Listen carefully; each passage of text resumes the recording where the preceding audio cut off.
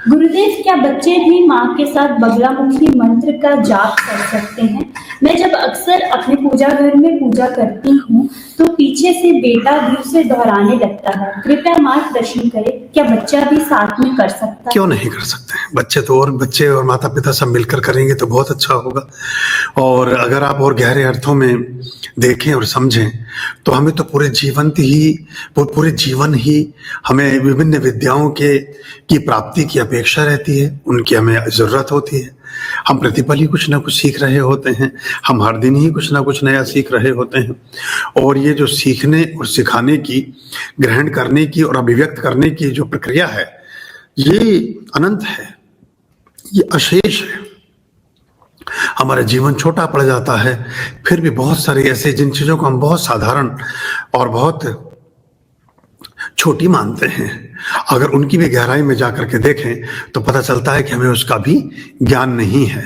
कोई चीज़ हो सकता है 5-10 रुपए, 15 रुपए, 20 रुपए के मूल्य में ही हमें बाजार में कहीं उपलब्ध होती हो, प्राप्त हो जाती हो सड़क के किनारे, लेकिन अगर उसके मैकेनिज्म को सीखें, उसको बनाने की प्रक्रिया को समझने की कोशिश करें, उसको जानने का प्रयास करें, तो हमें पता चलेगा कि वो कितनी दुष्कर है और कितना उसमें टेक्निक का इस्तेमाल होता है।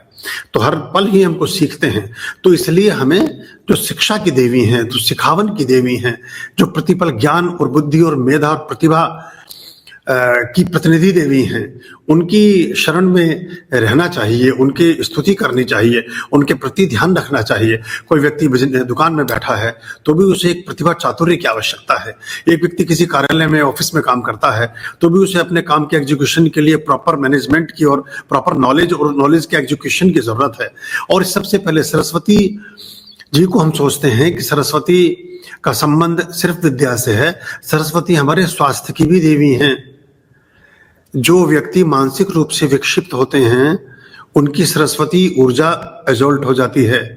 उन्हें ये पता ही नहीं चलता कि क्या ग्राह्य है, क्या ग्राह्य नहीं है, कौन सी चीज लेने और एक्सेप्ट करने लायक है, कौन सी चीज एक्सेप्टेबल नहीं है, किस चीज पर पैर रखने से पैर जल जाएगा, किस चीज को जलाने से आग लग जाएगी, किस भोजन को खा लेने से आप बीमार हो जाओगे।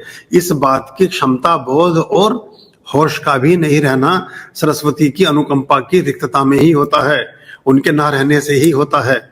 तो हम इसको ऐसे भी हम देख करके समझ करके चलें तो यानी कि आपका जो स्वास्थ्य है उसकी भी देवी हैं, क्योंकि स्वास्थ्य ठीक होगा तो आपका एजुकेशन ठीक होगा, आपकी मानसिक बुद्धि और क्षमताएं ठीक होंगी। मानसिक बुद्धि क्षमताएं ठीक होंगी तो आप कार्यकुशल होंगे, कार्यकुशल होंगे तो सिद्धि की तरफ चलेंगे, सिद्धियां प्राप्त करेंगे तो आप अपने प्रोफेशन में स्टैब्लिश हो जाएंगे, आप एक कामयाब प्रोफेशनल के रूप में भी स्टैब्लिश होंगे। बहुत बारीक मैकेनिज्म है। अगर आपको कितनी बड़ी पोस्ट पर कोई रख ले और आपको वो काम करना नहीं आता है, या उसके बारे में आपको ठीक से ध्यान नहीं है, या उसको ठीक नहीं समझ पा रहे हैं, उसे ठीक एग्जीक्यूशन उसका नहीं कर पा रहे हैं, तो भी आप उस पद से या उस अवसर से या उस व्यवस्था से पृथक कर दिए जाते हैं। इसलिए भी जीवन पर्यंत हमें सरस्वती के आधान की आवश्यकता अपेक्षित होती है। अपने से लगते हैं वो, कोई और नहीं, वो मेरे गुरुवर हैं मेरे